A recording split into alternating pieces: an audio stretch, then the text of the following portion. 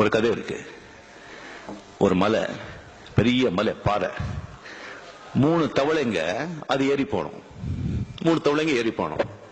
Complete அங்க தேன் ஊடி இருக்கும், பாம்பு இருக்கும், தேள் இருக்கும், பல்லு இருக்கும், எல்லாமே இருக்கும். போறது ரொம்ப கஷ்டம். கீழே எல்லா தொழிலுங்க சொல்றது, போகாத, அவ்வளவுதான், இங்க பாரு, அங்க மாட்டிக்கிறான் பாரு, அங்க பாம்பு குத்தும் பாரு, இங்க தேர் அடிக்கும் பாரு, இங்க உழுவான் பாரு அப்படின்னு கத்துட்டே இருக்கு. கீழே ஒரு 500 அடி வச்சுங்களேன். அந்த மலை 100 அடிக்கு போச்சு. ஒரு ஃப்ராக் வந்துருச்சு 100 அடி. இன்னும் ஒரு 300 அடி இன்னொரு ஃப்ராக் வந்துருச்சு. இன்னொன்னு போயிட்டே இருக்கு. எல்லாருக்கும் ஆச்சரியம், என்னடா போயிடுச்சு, அந்த மலைய தொட்டுடுச்சு. இதுக்கெல்லாம் ஷாக் ஆயிடுச்சு. எப்படியா போச்சு அப்படி கேட்டாங்க. என்ன ஒண்ணு கேட்காதா? அது காது கேட்காது.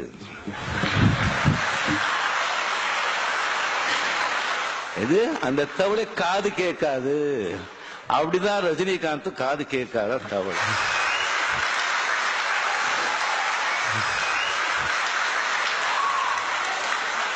இது எனக்கு என்னமோ ஞானோதயம் நான் கண்டுபிடிச்சது கிடையாது.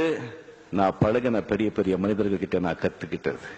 Sivaji sir, NTR sir, Rajkumar sir, இங்க உட்கார்ந்துருக்காங்க பாருங்க, கலைஞர் சார், அவங்க எல்லாம் பிராக்டிஸ் பண்ணிட்டு இருக்கிறது.